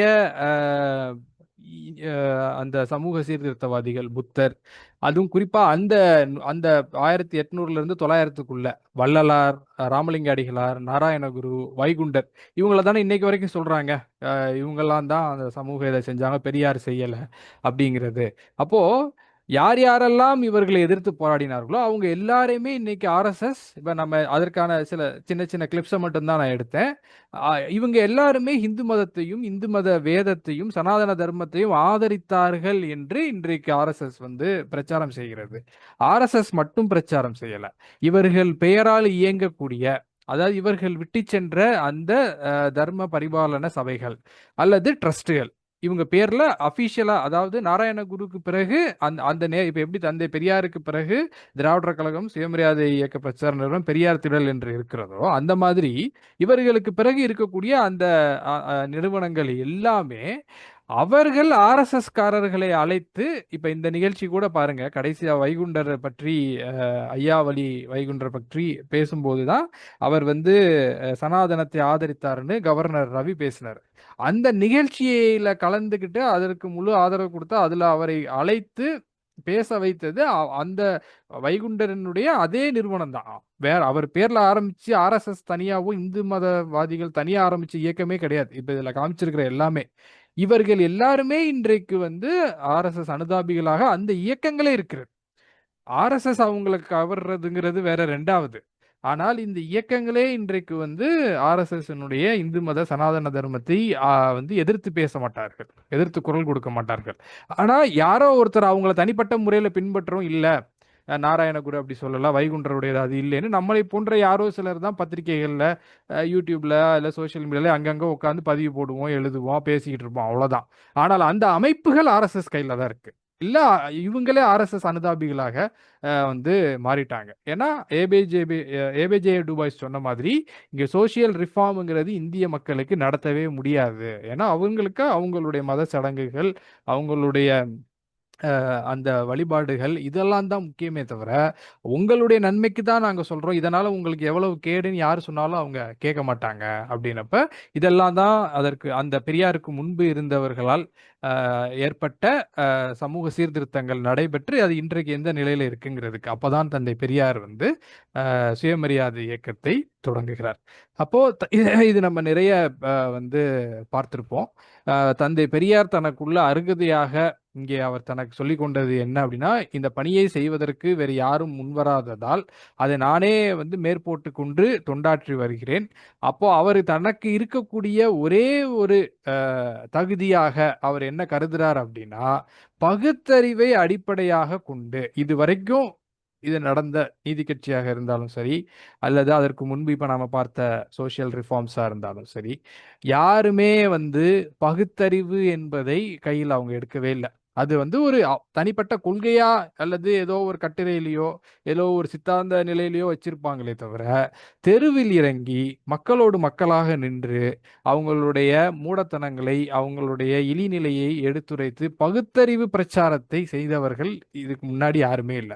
அப்ப அந்த ஒரு பகுத்தறிவு அடிப்படையை தான் தனக்கு அந்த அடிப்படையில தன்னுடைய கொள்கைகளையும் திட்டங்களையும் வகுப்பதால் தான் நான் அந்த தொண்டுக்கு தகுதியுடையவன் என்று தந்தை பெரியார் வந்து கருதுகிறேன். சமுதாய தொண்டு செய்பவனுக்கு இது போதும் என்றே கருதுகிறேன். வேற எதையும் விட நீங்க பகுத்தறிவோடு உங்களுடைய திட்டங்களையும் உங்களுடைய கொள்கைகளையும் வகுத்தாலே சமூக தொண்டுக்கு போதும் என்று தந்தை பெரியார் தன்னை பற்றி சொன்ன ஒன்று.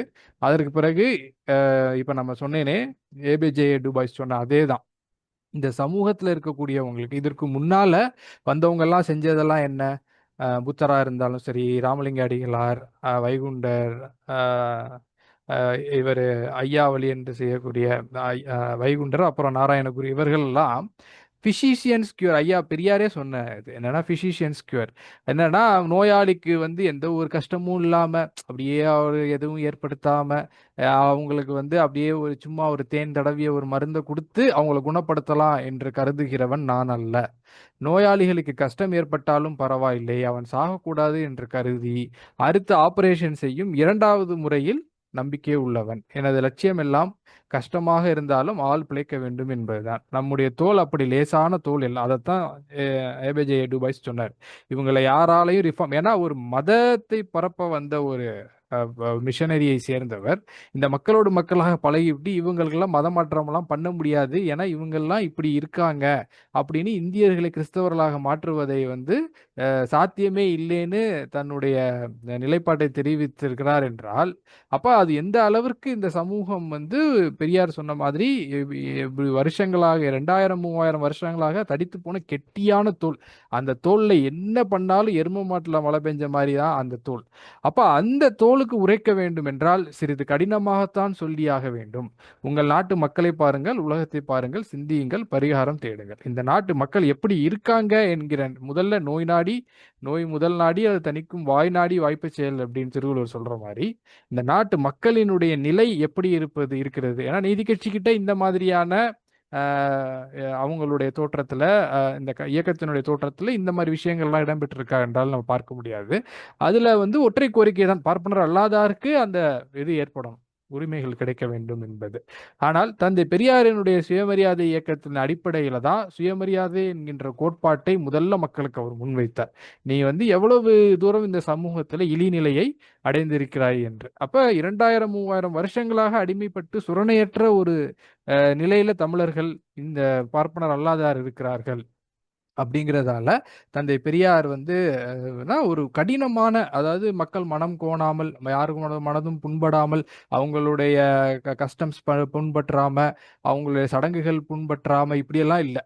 தூக்கி போட்டு வந்து உன்னுடைய மதம் உன்னை பற்றி என்ன சொல்கிறது, உன் சம்பிரதாயம், சாஸ்திரம், சடங்கு இதெல்லாம் என்ன இருக்கு அப்படின்னு கொச்சை மொழியாக, அதாவது இப்ப இன்னைக்கு அப்படி நம்ம சொல்லல, நேரடியாக மக்களுடைய மொழியிலேயே சென்று அவர்களோடு அமர்ந்து பேசி தன்னுடைய சுயமரியாதை இயக்கத்தை தந்தை பெரியார் தோற்றுவிக்கிறார். இதுல இருந்து தந்தை பெரியார் என்கின்ற ஒரு ஆளுமையை நாம வந்து பார்க்க இருக்கிறோம். அதாவது அவருடைய இளமை காலம் எப்படி இருக்கிறது, அவர் எப்படிப்பட்ட ஒரு அவருடைய இளமை என்பது, இளமையிலிருந்து அவருடைய சிந்தனை எப்படி இருக்கிறது, செயல்பாடு எப்படி இருக்கிறது அப்படிங்கிறதெல்லாம் நம்ம இதுக்கு அடுத்து வர்றதுல இருந்து பார்த்து, அப்படியே சுயமரியாதை இயக்கம் எப்படி செயல்பட்டது, சுயமரியாதை இயக்கமும் நீதி கட்சியும் எப்படி அதற்கு பிறகு ஒன்றிணைந்து திராவிடர் கழகமாக மாறியது, எப்ப நீதி கட்சியில வந்து பார்ப்பனர் அல்லாதார் என்பது ஆந்திர பார்ப்பனர் அல்லாதாருடைய உரிமையாகத்தான் இருக்கு என்ற பிரச்சனை வந்து, அதற்கு பிறகு தமிழ்நாடு பார்ப்பனர் அல்லாதார் மாநாடெல்லாம் நடத்த வேண்டிய தேவை இருந்த இடத்துல, அதற்கு பிறகு எப்படி வந்து இந்த இயக்கம் தமிழ்நாடு தமிழருக்கே என்கின்றதை நோக்கி தமிழ் தேசிய அரசியலை முன்னெடுத்து சென்றது அப்படிங்கிறத நம்ம இதற்கு அடுத்து வரக்கூடிய வகுப்புகள்ல பார்க்கலாம். இப்ப நம்ம உங்களுடைய கேள்விகளுக்கு போகலாம். நன்றி. உதய், ரொம்ப அருமையான அமர்வு உதய். இதுக்கு முன்னாடி இருந்ததை விட எனக்கு என்னன்னு தெரியல, இன்றைய வகுப்பு வந்து ரொம்ப ஒரு டெவலப்டான ஒரு விஷயமா, அந்த தொகுப்பு கூட ரொம்ப சிறப்பானதாக இருந்ததா நான் நினைக்கிறேன். வாழ்த்துக்கள். நம்ம வந்து இதை நிச்சயமாக ஒரு ஏடாக கொண்டு வரக்கூடிய அளவிற்கு உங்களுடைய ஒரு சிறிய முயற்சி அமைஞ்சிருக்கு அப்படின்னு நான் நினைக்கிறேன். அதுக்கு நான் என்னுடைய வாழ்த்துக்களை தெரியப்படுத்திக்கிறேன். இன்னைக்கு வந்து இன்றைய கேள்விக்கு நான் வழிவிடுறேன். ஆனால் ஒரே ஒரு விஷயத்தை மட்டும் நான் எடுத்து சொல்ல விரும்புகிறேன்.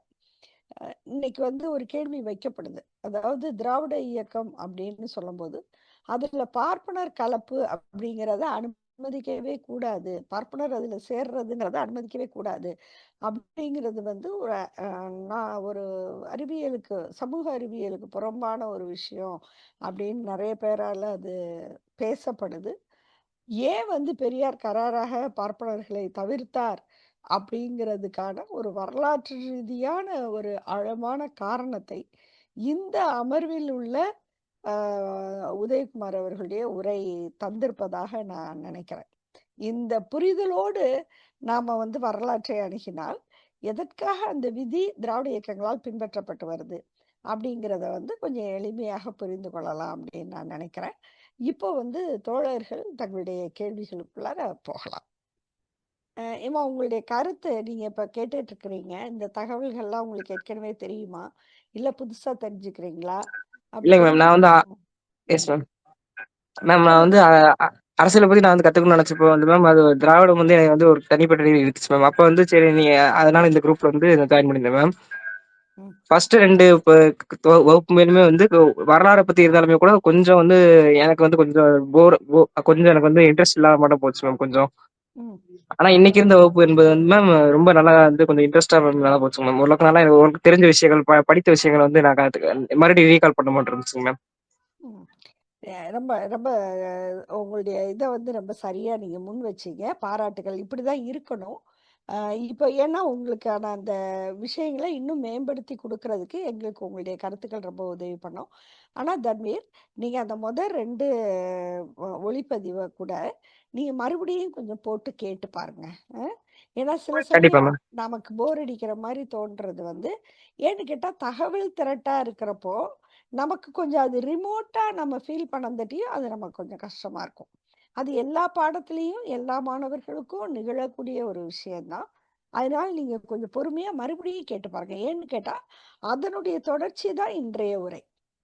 இப்ப இன்றைய உரை வந்து உங்களுக்கு கொஞ்சம் க்ளோஸ் ப்ராக்சிமிட்டியில வந்தது காரணம் கால அளவுல அது கொஞ்சம் முன்னாடி வந்துருச்சு அப்படிங்கிறது தான். அதனால உங்களுக்கு கொஞ்சம் அது வந்து ரீச் ஆகுது. அது இன்னும் கொஞ்சம் ரிமோட்டா இருக்கு, அதனால அதுக்கு அது கொஞ்சம் வந்து கிரகிக்கிறதுல சில சோர்வு ஏற்படலாம். ஆனாலும் நீங்க அரசியலை அறிந்து கொள்கின்ற ஆர்வத்தோடு இருக்கும்போது அந்த உரைகளையும் கூட நீங்க மறுபடியும் கேளுங்க. அப்புறம் உங்களுடைய மாணவர்களையும் வந்து நிறைய பங்கு பெற செய்யுங்க. உங்களுக்கு கேள்வி, ஐயப்பாடுகள், இது ஏன் இப்படி நடந்தது, இதை நம்ம எப்படி பார்க்கணும் அப்படிங்கிற மாதிரி இருந்தா நீங்க கண்டிப்பா அந்த கேள்விகளை எழுப்பி தெளிவு பெறுங்க. நன்றி தன்வீர், நன்றி. கோமதி, சொல்லுங்க கோமதி. உதய், பாராட்டுக்கள். அதுவும் அந்த முதல்ல அந்த வந்தவங்களுக்காக அந்த முன் சுருக்கம் கொடுத்தது ரொம்ப நல்லா இருந்தது. எல்லாத்தையுமே விடுவிடாம கால வாரியா கொடுத்துட்டீங்க. ஆம், அப்புறம் அந்த பனகல் பானகல் குழப்பத்துக்கு தீர்வு கொடுத்ததுக்கு ரொம்ப நன்றி. இவ்வளோ நாள் நாங்க பனகல் தான் நினைச்சிட்டு இருந்தேன், அதனாலதான் நான் உங்ககிட்ட கேட்டேன். அப்படிதான் எழுதியும் இருக்கு. இனிமே கொஞ்சம் ஜாக்கிரதையா இருக்கலாம். ஓகே. எனக்கு 2 டவுட்ஸ் இருக்கு.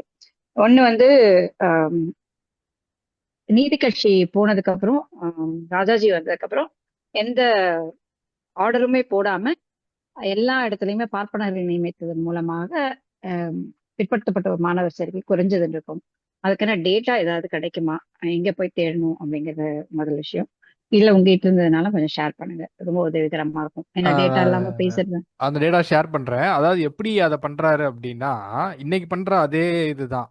இல்ல அதாவது பார்ப்பனர் அல்லாதாருக்கு இருந்துச்சுன்னா ஈஸியா இருக்கும். அதை நான் டேட்டா எடுத்து தர்றேன். அது எப்படி பண்ணாருங்கிறத சொல்றேன். அதாவது என்னன்னா, இப்ப எப்படி சொல்றாங்க பாருங்க. அதாவது இத்தனை பேர் இது இருந்தது. ஆஹ் ஆஹ் ஆஹ் இந்த மாதிரி ஒரு ஓப்பனிங் இருக்குன்னா, அதுல ம். இத்தனை பேர் பார்ப்பனர் அல்லாதாருக்கும் ஒதுக்கும் போது அதுக்கான இவங்க எல்லாம் எலிஜிபிள் இல்ல, அதற்கான அதுக்கான அப்ளிகேஷன்ஸே வரல. அப்படிங்கிறப்ப அந்த இடத்த மறுபடியும் என்ன பண்றது, பார்ப்பனர்களுக்கே அதை ஒதுக்கிடு. இன்னைக்கு பண்ற அதே தான். இன்னைக்கு ரிசர்வேஷன் ம். இருக்கு. இன்னைக்கு ரிசர்வேஷனை எதிர்த்து மோடி அரசாங்கமோ பிஜேபி நேரடியா பேச மாட்டாங்க. ஆனா எப்படி அனைத்து மத்திய, அதாவது ஒன்றிய அரசு துறைகளை எப்படி எல்லா இடத்துலயும் பார்ப்பனர்கள் இருக்காங்க.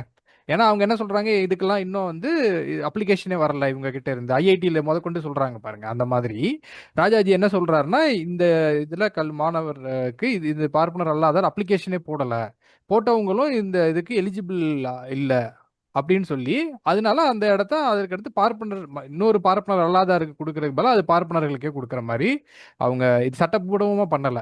சட்டப்பூர்வம் அந்த டேட்டா நான் எடுத்து தரேன், அதுல இருக்கு. நான் அந்த இதை எடுத்து தரேன். ஓகே, நன்றி உதய். அப்புறம் ஆஹ், போட்டி வந்து சத்தியமூர்த்திக்கும் ராஜாஜிக்கும் மட்டும்தான் நடந்தது. ம். அங்க அவங்க எல்லாம் வரவே இல்லை முன்னாடி. ஆக்சுவலா காமராஜர் வந்து பின்னால கூட நீங்க முதலமைச்சர் ஆகுங்கன்னு சொல்லும்போது ரொம்ப தயங்கிதான் இருந்தாரு. பெரியார் தான் ரொம்ப உறுதுணையா நின்னாரு அப்படிங்கறத நம்ம பார்த்திருக்கோம். அப்போ ம். ரொம்ப பின்னாடியே அந்த அளவுக்கு இருக்கும் பொழுது, இது வந்து நீங்க சொல்றது ஒரு 10 வருஷம் இருக்கும் இல்லையா, கரெக்டா தேதி ஆண்டு ஞாபகம் இல்ல. அப்போ அந்த 10 வருஷத்துக்கு முன்னாடி காமராஜர் அவர்கள் அந்த அளவுக்கு தைரியமா முன்னாடி போய் அவர் வந்து ஒரு லீடர்ஷிப் எடுத்திருப்பாரா? அப்படி அப்ப லீடர்ஷிப் எடுக்கக்கூடியவர்கள் வேற யாராவது இருந்தாங்களா? இல்ல, அதுல ஜெயிச்சதுல காமராஜரும் ஒருத்தர். அந்த தேர்தல்ல வெற்றி பெற்றவர்கள் அவரும் ஒருத்தர். ஆனா இவங்க யாரும் தலைவர்கள் அளவுக்கு இல்ல. 53 54லயே காமராஜர் தயங்குறாரே, நான் எனக்கு ராஜாஜி அளவுக்கு எனக்கு அறிவு கிடையாது அப்படின்னா, இந்த இதைத்தானே நம்ம இதுல புகுத்தி வச்சிருக்கிறாங்க. நான் ஆட்சி செய்வதற்கான தகுதி 2000 3000 ஆண்டுகளாக அண்ணா தானே எழுதினாரு. எல்லா அரசர்களுக்கும் பெரியார் அண்ணாவும் சொன்னது, ஆட்சி செய்பவர்களாக பார்ப்பனர்கள் தானே இருந்தாங்க. அப்ப அந்த இது காமராஜருக்கே 53 54 அவர் வரும்போதே அவருக்கு இருக்கே, நான் வரலன்னு. என்னால அந்த அளவுக்கு அதை பெரியார் தானே நீங்க கண்டிப்பா வரணும், நான் தான் உங்களை எதிர்க்கிறவனே நானா தானே இருப்பேன், நானே வர சொல்றேன், அப்புறம் எதுக்கு அவர் பயப்படுறாரு நீ. ஏன்னா அவர் பெரியாருடைய எதிர்ப்பு காரணமா தான் ராஜாஜி குலக்கல்வி திட்டத்துல இருந்து இது பண்ணி விலகுறாரு. அப்போ எதிர்க்கக்கூடியவரே சப்போர்ட் பண்ணதுதான் முக்கியமான காரணம்னு சொல்றாங்க. இப்ப காமராஜர் பெரியாரே நமக்கு சொல்றதுக்கு பிறகு நம்ம தைரியமா இது பண்ணலாம் அப்படின்னு. அன்றைக்கே பெரியார் மாதிரியான ஒரு தலைவர் இருக்கிறதுனால தானே காமராஜர் முதலமைச்சர். இல்லைன்னா பார்ப்பனர்கள் வர விட்டுருப்பாங்களா காமராஜர்?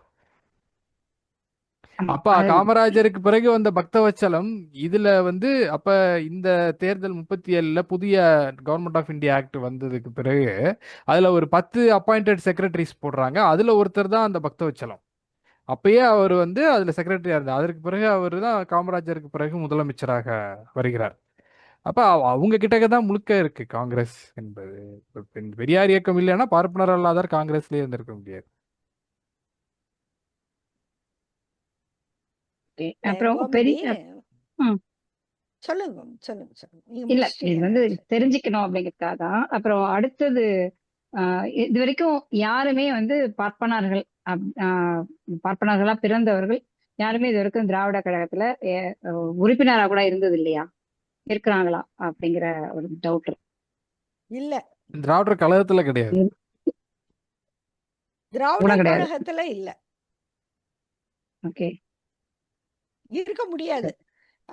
அது உள் விதிகள்லயே விதி பார்ப்பனர் சேரக்கூடாதுன்னு இருக்கு. ஓகே. சரி சரி. இல்ல கோமதி, நம்ம அதாவது இது ஒரு சின்ன ஒரு உதாரணத்தின் மூலமா அந்த நீங்க முதல்ல கேட்ட கேள்வி, அதாவது வந்து அந்த முன்வருதல்னு இருக்கு இல்லையா, இது வந்து நீங்க பெண்களை வச்சு பாத்தீங்கன்னா இது ரொம்ப புரியும் இந்த விஷயம் அப்படிங்கிறது, பார்ப்பனர் அல்லாதார் அப்படிங்கிறத இல்ல. ஆனா பெண்களை வச்சு அந்த உதாரணத்தை சொல்லலாம் அப்படின்னு நான் நினைக்கிறேன். இப்போ வந்து நான் ஐஎஸ்ஆர்ஓல ஒர்க் பண்ணும்போது கேண்டீன் இருக்கும் இல்லையா, ஊழியர்களுக்கான கேண்டீன் இருக்கும். அங்க எல்லாருக்கும் அது ஒரே கேண்டீன் தான், அதிகாரிகளுக்கும் அதே கேண்டீன் தான். அது வந்து ஒரே நேரத்துல அங்க வந்து ஒரு 60 60 பேருக்கு மேல உட்காரலாம்னு நினைக்கிறேன். எனக்கு ரொம்ப எக்ஸாக்டா ஞாபகம் இல்லை. எப்படியும் ஒரு 60 பேர் உட்கார முடியும் அந்த ஹால்ல. அப்போ வந்து ஹால்ல எப்படின்னா டேபிள் போட்டிருப்பாங்க, சேர்ஸ் இருக்கும் சுத்தி, ஒரு டேபிளை சுத்தி ஒரு 4 சேர் 5 சேர், அப்படியே அது ஒரு பெரிய ஹால்ல ஃபில் பண்ணியிருப்பாங்க. இதுல பாத்தீங்கன்னு சொன்னா பெண்கள் வந்து முதல்ல போயிடுவாங்க, முதல்ல ஆண்கள் போவாங்க, அந்த அடிச்சு பிடிச்சு போறவங்க முதல்ல ஆண்கள் போயிடுவாங்க. அதுக்கு அடுத்து வந்து நிதானமா கொஞ்சம் கியூ ஆரம்பிச்சோன்னா லேடிஸ் போவாங்க. ஆனா லேடிஸ் உள்ள போகும்போது நிறைய டேபிள் காலியா இருக்கும். அந்த ரொம்ப ஆக்ரோஷமா உள்ள போனவங்க தவிர மத்த டேபிள்லாம் காலியா தான் இருக்கும். ஆனாலும் இந்த பெண்கள் வந்து ஒரு சென்டர் டேபிள்ல போய் உட்கார மாட்டாங்க. அது காலியா இருந்தாலுமே அவங்களால ஒரு சென்டர் டேபிள சூஸ் பண்ண முடியாது. யாரும் அவங்கள பண்ணக்கூடாதுன்னு கைய பிடிச்சு தடுக்கல. ஆனா சென்டர் டேபிள் அவங்க உட்கார்ந்தா நிச்சயமா ஒரு பார்வை பார்ப்பாங்க. நீங்கெல்லாம் சென்டர் டேபிள்ல வந்து உட்கார்றீங்களா? அப்படிங்கிற மாரி ஒரு பார்வை பார்ப்பாங்க. இது பெண்களுக்கு முன்னாடியே தெரியும். பார்க்கலேன்னா கூட அவங்களுக்கு அந்த உள்ளுணர்வு இருக்கும். அதனால அவங்க என்ன பண்ணுவாங்கன்னா, எப்பவுமே பாருங்க, ஒரு கார்னர் டேபிள தான் வந்து விமன் சூஸ் பண்ணுவாங்க. ஒரு கார்னர் டேபிள தான். நான் சொல்றது வந்து அ எ 80ஸ் 84ல இருந்து வச்சுக்கோங்களேன். 84, 85 அந்த பீரியட நான் சொல்றேன். இப்ப வந்து மாறி இருக்கலாம் ஓரளவு. இப்ப மாறி இருக்காங்க கொஞ்சம், நான் இல்லைன்னு சொல்லல. ஆனா இந்த இது இது நான் அங்க போன பிறகு இதுக்காகவே நாங்க ஒரு குரூப் வந்து கார்னர போகவே மாட்டோம். சென்டர்ல தான் போய் உட்காருவோம். அது என்னன்னு கேட்டா, அது எல்லாமே கடைசியில என்னன்னா, இதெல்லாம் ஒரு கேஸுங்க அப்படின்னு என்னன்னு கேட்டா, எங்களுடைய இந்த அவ்வளவு நடவடிக்கையும் அதுக்கு ஒரு காரணம். இவங்க வந்தா வந்து சென்டர்ல வந்து உட்கார்றது அப்படிங்கிற மாதிரி. இதே தான் பார்ப்பனர் அல்லாதார் பார்ப்பனர். என்னன்னு கேட்டா, நம்மை நாமே ஒடுக்கிக் கொள்ளுதல். இங்க இருக்கக்கூடிய அடிமைத்தனத்தினுடைய ஒரு பெரிய பிரச்சனை என்னன்னா, மேல இருக்கிறவங்க எப்பவுமே நம்மள ஒடுக்கிக்கிட்டு இருக்கிறதுக்கான வேலைகள செஞ்சுக்கிட்டே இருக்கிறதில்ல. அவங்க அந்த சிஸ்டம் ஆன் பண்ணிட்டாங்க. அந்த சிஸ்டம் ஒர்க் பண்ணிக்கிட்டே இருக்கு. அதுல ரொம்ப முக்கியமானது என்னன்னா, இங்க ஒடுக்கப்பட்டவர்கள் பார்ப்பனர் அல்லாதாரா இருந்தாலும் சரி, பெண்களா இருந்தாலும் சரி, அவங்க தங்கள தாங்களே அந்த வரம்புக்குள்ளார நிறுத்திக்க கத்துட்டு இருக்கிறாங்க. அதுதான் இங்க ரொம்ப முக்கியமான விஷயம். இந்த சிந்தனையினுடைய தொடர்ச்சி தான் இங்கேயும். அதாவது வந்து அப்புறம் வந்து உதய் சொன்ன அந்த தொகுப்புல ரொம்ப முக்கியமானது, பெரியார் அப்பவே கோட் பண்ணியிருக்கிறது. அப்பதான் பெரியார் கவனிக்கிறாரு. நம் பார்ப்பனர் அல்லாதார் எண்ணிக்கையில அதிகமா இருந்துட்டா மட்டும் நம்மளால செஞ்சிட முடியாது. பார்ப்பனர்களே இல்லாத ஒரு டீம் தான் இந்த வேலையை செய்ய முடியும். அதனுடைய விளைவு தான் திராவிடர் கழகத்துல பார்ப்பனர்கள் வரக்கூடாதுன்னு அவர் போட்ட விதி. அது முழுக்க முழுக்க ஒரு அனுபவ அறிவிலிருந்து பெறப்பட்ட ஒரு முடிவு.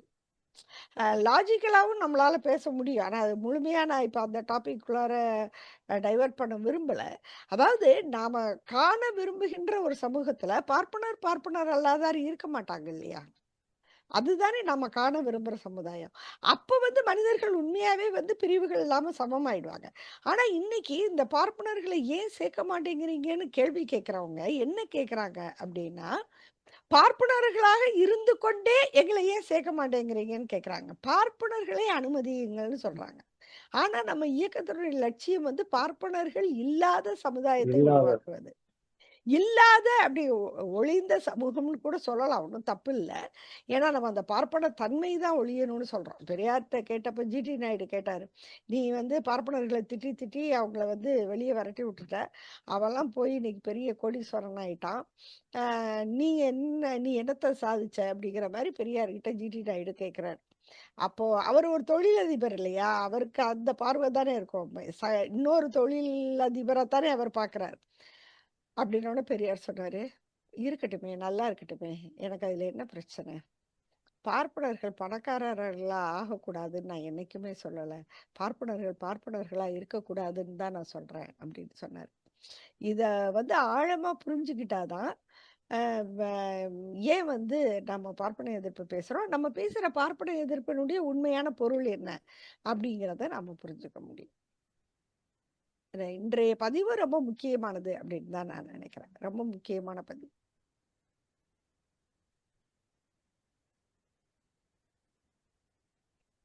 இந்த பெண்கள் போய் சென்ட்ரல் அமர்றது வந்து கேன்டீனுக்கு வரமாட்டாங்க. முதல்ல ஒரு பீரியட்ல பாத்தீங்கன்னா என்ன கையில கொண்டு வந்திருக்காங்களோ அதை மட்டும் தான் சாப்பிடுவாங்க. கேன்டீன் பக்கமே போக மாட்டாங்க. கேன்டீன் பக்கம் போறதுங்கிறது வேற வழியே இல்லைன்னும் போது மட்டும்தான் போவாங்க. அதுவுமே நிறைய உண்டு. அப்படி வந்துட்டாலும் பெண்கள் ஏதாவது கேன்டீன் பக்கம் வந்துட்டாலும் ஆண்கள் வந்து இதெல்லாம் பொம்பளைங்களா வீட்டுல சமைக்காம வந்துடுறாங்க அந்த பேச்சு வரைக்கும் பேசியிருக்காங்க. அதுவும் அது கேட்பாங்க. அதாவது நம்ம சாப்பிட்டுட்டு இருக்கும்போது வேணும்னே வந்து வீட்டுல சமைக்கிறது இல்லையோ அப்படி நம்ம அதை வாங்கி அப்படி ஏதாவது சமைச்சு எடுத்துட்டு போட்டா இன்னைக்கு என்ன உங்க வீட்டுக்காரர் சமைச்சு கொடுத்தாரா அப்படிங்கிற ஒரு கேள்வியும் கேட்பாங்க. அதெல்லாம் ஆமா, அதாவது எப்பவுமே பெண்களுடைய அந்த ரோலை நினைவுபடுத்திக்கிட்டே இருக்கிறது. அது உண்மைதான். சமைச்சியா, நீ சமைச்சுக்கிட்டு இருக்கிறியா அப்படின்னு அந்த கேட்டுக்கிட்டே இருக்கிறது.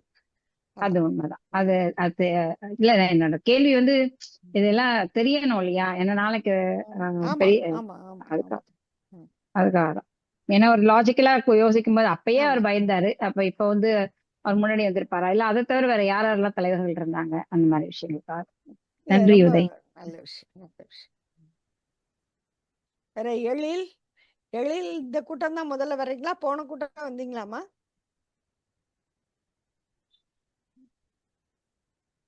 எழில் இந்த முறைதாங்க மேம் வந்தேன். வணக்கம். அது கொஞ்சம் தாமதமா தான் வந்தீங்கன்னு நினைக்கிறேன். 10 minutes லேட்டா தான் வந்தேங்க மேம். நான் அதை பார்க்கல. நானு ஒரு 15 நிமிடம் லேட்டா தான் வந்தேன் நானு. சரி சரி சரி. நல்லா அதான் இப்ப நீங்க சொன்ன அந்த விஷயமுமே வந்து இன்னுமே கூட அந்த பெண்கள் சாப்பிடறதுக்கு கேன்டீன் வர்றது இல்லைன்னு சொல்றீங்க இல்லையா. இன்னைக்கு கூட சில பெண்கள் வந்து சாதாரணமா இருக்கிற பெண்களே அதை பேசுறாங்க. நம்ம தினமும் இந்த வேலையை செய்யலைன்னா, சமையல் வேலை என்னுடையது அப்படின்றத நான் செய்யலைன்னா எனக்கு ஒரு கில்ட் வருது அப்படின்னு சொல்லி பேசியிருக்காங்க. ஆமா ஆமா, உண்மைதான் உண்மைதான். அத வந்து அதாவது பெரியாரிசம் பேசுற பெண்கள்ல அந்த மாதிரி பேசாத பெண்கள் கூட, ஈவன் பெரியாரிசம் பேசுகிற முற்போக்கு ஆண்கள் கூட இப்ப மேம் கேட்டாங்க இல்லையா அந்த மாதிரி கேள்விகளை, ஏன் சமைக்க மாட்டீங்களா அப்படின்றது எல்லாம், இதெல்லாம் போட்டு இப்படி எல்லாம் எடுத்துட்டு வரலாம்ல, பெண்கள் தானே நீங்க செஞ்சு எடுத்துட்டு வரலாம்ல அப்படின்னு கேக்குறவங்க இருக்காங்க. கண்டிப்பா கண்டிப்பா. ஸோ அதுதான் நீங்க இப்போ அந்த நீதி கட்சிக்கு அப்புறம் வந்து அந்த அரசு, அதாவது ஜட்ஜஸ் எல்லாம் வந்து அந்த மீட்டிங் நடந்ததுன்னு சொன்னீங்க இல்லையா, அதுல யாருமே வந்து எல்லாருமே பார்ப்பனர்கள் தான் இருந்தாங்க அப்படின்றதெல்லாம் வந்து உண்மையாவே அதெல்லாம் எனக்கு வந்து புதிய செய்தி தான் அது. நீங்க அந்த முன்னாடி உள்ள காணொளிகளையும் நான் இப்பதான் பார்த்தேங்க மேம். அதெல்லாமே போட்டிருக்கீங்க, நான் கேட்டுறேன் அதே ஒரு தடவை. ஆமா, அது கேட்டிருக்கேன். அப்புறம் உங்களுடைய சர்க்கிள்ல இந்த மாதிரி அடிப்படையா இது ஒரு பயிற்சியா தான் நாங்க கொடுக்குறோம். ஏன்னு கேட்டா வரலாறு பற்றிய தத்துவத்துக்கும் இருக்கு. அடுத்து வந்து கடவுளுங்கிற தலைப்புல அடுத்த வகுப்பு, அடுத்த சீரீஸ் ஆஃப் டாக் தொடங்கும்.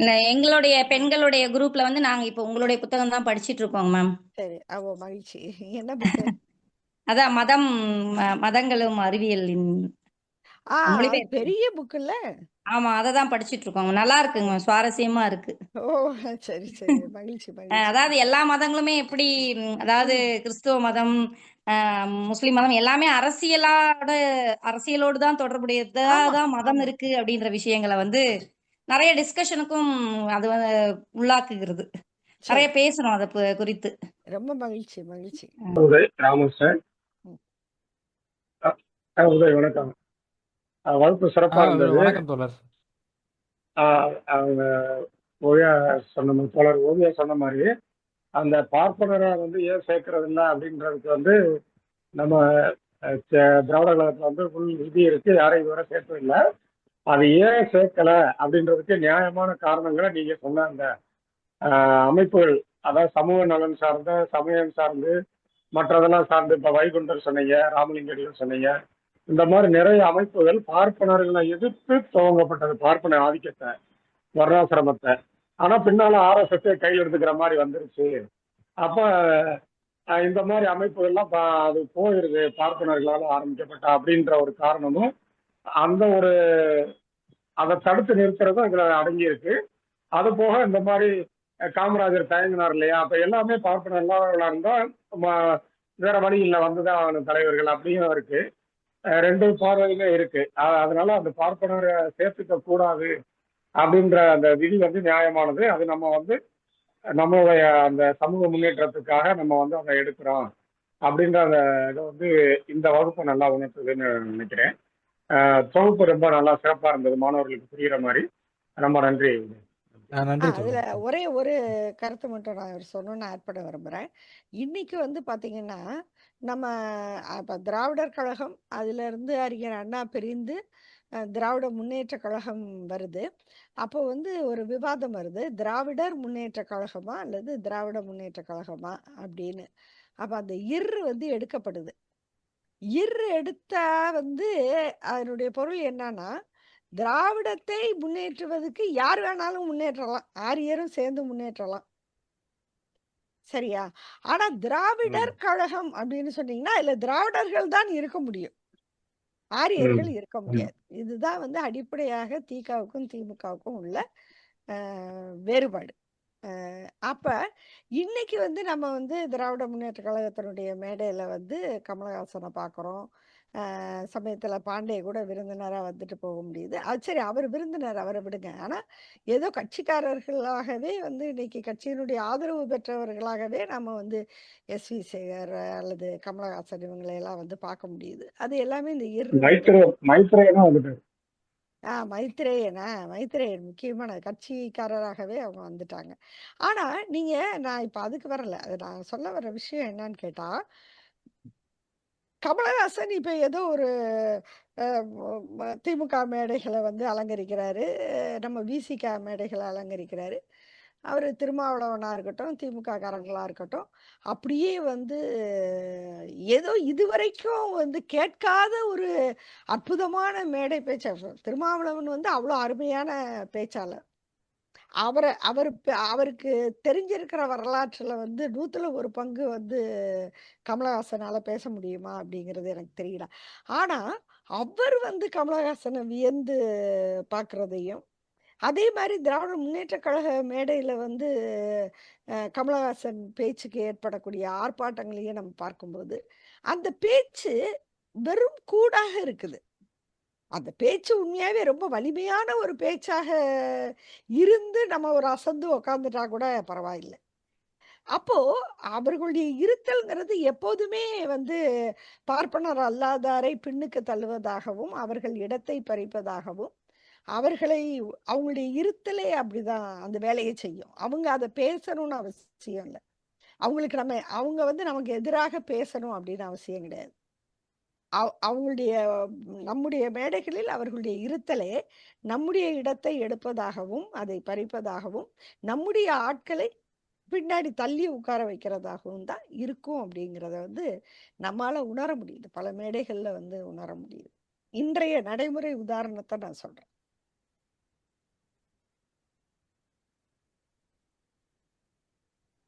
ஆக்சுவலா சொல்லுங்க. நான் செந்தமிழ் பேசுறேன். கொடி பேசுறேன். கொடி பேசுங்க. இந்த உதய் வகுப்பு ரொம்ப நல்லா இருந்துச்சு. உதய் சொன்ன ஒரு இத வச்சு நான் இங்க கன்னியாகுமரி மாவட்டம் பாத்தீங்கன்னா ஐயா வைகுண்டரோட வழிபாட்டு முறைகள் தான் நிறைய இருக்குது. ஆனா அவங்க எல்லாருமே இப்ப அவங்கதான் முழுக்க முழுக்க பிஜேபியில இருக்கிறாங்க. அவரோட வரலாறு இன்னும் கொஞ்ச காலத்துல ஐயா வைகுண்டரோட வரலாறு காணாமலும் போகும். அப்படி அவங்களோட தாக்கம் மறுபடியும் இந்து மதம் அப்படிங்கிற ஒண்ணுக்குள்ளாடி கொண்டு வந்து இந்த வழிபாட்டு முறையையும் மாற்றி, ஆக்சுவலா ஐயா வழிபாடுல திருமணத்துல எல்லாம் பாத்தீங்கன்னா இவங்க கிடையாது, பார்ப்பனர்கள் கிடையாது. அவங்க அந்த ஐயா கோயிலே உள்ள இந்த சமுதாய மக்கள் தான் திருமணத்தையே நடத்தி வைக்கிறாங்க. அப்படிதான் இருந்துகிட்டு இருக்குது. ஆனா இன்னும் கொஞ்ச காலம் போனா இதே ஐயா கோயில்லையும் பார்ப்பனர்களை வச்சு ஒரு கும்பாபிஷேகம் நடத்துற அளவுக்கு இங்க உள்ள வழிபாட்டு முறைகள்லாம் மாறி போயிட்டு இருக்குது. இவங்க எல்லாருமே பிஜேபிக்கு முழுக்க முழுக்க இப்போ இங்க இருக்கிற பிஜேபி மக்கள் எல்லாருமே ஐயா வழிபாட்டு முறையில இருந்தவங்க தான். இது ஒண்ணு. ரெண்டாவது நம்ம வந்து ஐஎஸ்ஆர்ஓல நீங்க ஒர்க் பண்ணிட்டு இருந்தப்ப வள்ளியூர்ல இருந்து நீங்க சொன்ன இதை ஒட்டி ஒரு விஷயம் சொல்றேன். ரமேஷ்னு ஒருத்தர் உங்களுக்கு ஞாபகம் இருக்குதா? பார்ப்பனர் அவரு நம்ம அமைப்புல சேர சொல்லி என்னையும் சேர்த்துக்கோங்க அப்படின்னு சொல்லி கேட்டுக்கிட்டே இருந்தார் ரொம்ப நாளா. ஏன் என்ன சேர்க்க மாட்டீங்களா? அவர் ஒரு பார்ப்பனர். நம்ம தெரியும் அதை தெரியும் ரொம்ப கண்டிப்பா நீங்க மறுத்தீங்க. தெரியும் தெரியும் சொல்லுங்க தெரியும் சொல்லுங்க. ஞாபகம் இருக்குதுல்ல. எனக்கு அது ரொம்பவே ஞாபகம் இருக்குது. அவர் வந்து நான் எல்லா விதத்திலயும் உங்க கூட ஒத்துழைப்பு தானே தரேன், அப்ப என்னையும் சேர்த்துக்க கூடாது அப்படின்னு சொல்லி ரொம்ப கேட்டாரு. ஆனா நம்ம அதை அன்பாவே அவரை மறுத்து உங்களை இது பண்ணல, பார்ப்பனர்களை உள்ள அனுமதிக்கிறது இல்லை அப்படின்னு சொல்லி சொன்னது இன்னும் எனக்கு ஞாபகம் இருக்கு. அவ்வளவுதான். ஆனா ஆனா அவர் வந்து சடங்கு மறுத்து திருமணம் செய்தாரு. சரி சரி சரி. ஆனா பார்ப்பன சாதிக்குள்ளாரியே ம் ம் ம். அதுல வந்து கணவனை இழந்த பொண்ணுத்தாய் அம்மையாருடைய நாதஸ்வர கட்சி நான் தான் ஆமா ஆமா ஏற்படுத்தினேன். ஆமா. கச்சேரி அப்ப ஆமா. வந்து அவருடைய திருமணத்துக்கு ஒரே சாதி திருமணம் நீங்க வருவீங்களான்னு தயங்கி தயங்கி கூப்பிட்டாரு. இந்த ஏற்பாடெல்லாம் நீங்க தான் பண்ணி தரணும்னு வந்து கேட்டப்ப நம்ம தோழர்கள் எல்லாமே அத மறுப்பா பார்த்தாங்க. ஆனா நான் ஆதரவா பார்த்தேன். அவர் கூட இருந்தேன். அவர் கூட போய் நின்னு அந்த கல்யாணத்துல நான் பங்கு பெற்றேன். அந்த அம்மா கச்சேரிக்கும் அவங்கள ஏற்பாடு பண்றதுக்கும் நான் என்னாலான உதவியை செஞ்சேன். அதாவது அவங்க மேல நமக்கு எந்த இதுவும் கிடையாது. அது மட்டும் இல்ல, அவங்க ஒரு சின்ன மாற்றத்தை செஞ்சா கூட அதையும் நம்ம கைத்தட்டி ஆரவாரம் பண்ணி வரவேற்கவும் அவங்க மேல அன்பு செலுத்தவும் நம்ம தயாரா தான் இருக்கோம். ஆனா இயக்கத்தில் சேர்ப்பது அப்படிங்கிறது தவறு. அது ரமேஷ் வந்து அப்படி நம்மகிட்ட கேட்ட காலகட்டம் இருக்கு பாருங்க. அப்ப வந்து அவரு மேரேஜுக்கு முன்னாடி அது. ஆமா. இப்ப பாருங்க, அவ்வளவு பேசிட்டு நம்ம குரூப்ல வந்து பெரும்பாலும் எல்லாரும் சாதி மறுப்பு திருமணம் பண்ணாங்க. இப்ப ராதாகிருஷ்ணன்லாம் நம்மளை விட்டு போனா கூட அவர் சாதி மறுப்பு திருமணம் தான் பண்ணாரு. அதை எல்லாருமே ஒரு பாயிண்ட் ஆஃப் சாதி கிடையாது, வரதட்சணை பணம் கிடையாது, ரெண்டும் இல்லாம தான் நம்ம அமைப்புல இருந்து எல்லாரும் திருமணம் பண்ணாங்க. ஐஎஸ்ஆர் ஒளி உள்ளவங்களுக்கே அது பெரிய ஆச்சரியம். ஏன்னா அவங்க எல்லாம் அதை கனவுல கூட நினைக்க முடியாத ஒரு விஷயம் நம்ம நடத்தி காமிச்சோம். கிட்டத்தட்ட நிறைய பேர் பண்ணாங்க அப்படி. ஆனா ரமேஷ் வந்து சொந்த சாதியில தான் திருமணம் பண்ணார். சரி, அது ஓகே. ஆர்எஸ்எஸ் காரங்களும் யாராவது ஒருத்தவங்க நம்ம ஜெனரல் இதுல வாக்குவாதத்துல ஈடுபட்டோம்னு வச்சுக்கீங்களேன், நீங்க ஏன் பெரியார் மட்டும் ஃபாலோ பண்றீங்க? நாராயணகுரு மாதிரி வேற ஒரு மத சீர்திருத்தத்துல இருக்கலாம்ல அப்படின்னு தான் கேட்பாங்க. ஏன்னா அவங்களுக்கு வந்து சுத்தமா மத மறுப்பு, மதத்துல இருக்க பிரச்சனைகளை வந்து பேசுறது தாங்கிக்கவே முடியாது. அதுல எப்படியாவது சீர்திருத்தி அதுக்குள்ளேயே இருந்தா என்னைக்கு வேணா அவங்க கைக்குள்ள போட்டுக்கலாம். இப்ப வைகுந்தர் மாதிரியோ இல்ல வந்து நாராயணகுருவோட ஆட்கள் மாதிரியோ என்னைக்கு வேணா அவங்க கொண்டு போய் அவங்களுக்குள்ள இணைச்சுக்குவாங்க. மொத்தமா நம்ம வெளியில வர்றதுங்கிறது அவங்களால தாங்கிக்கவே முடியாது. அதனாலதான் அவ்வளவு காழ்ப்புணர்வு. அனைவருக்கும் நன்றி.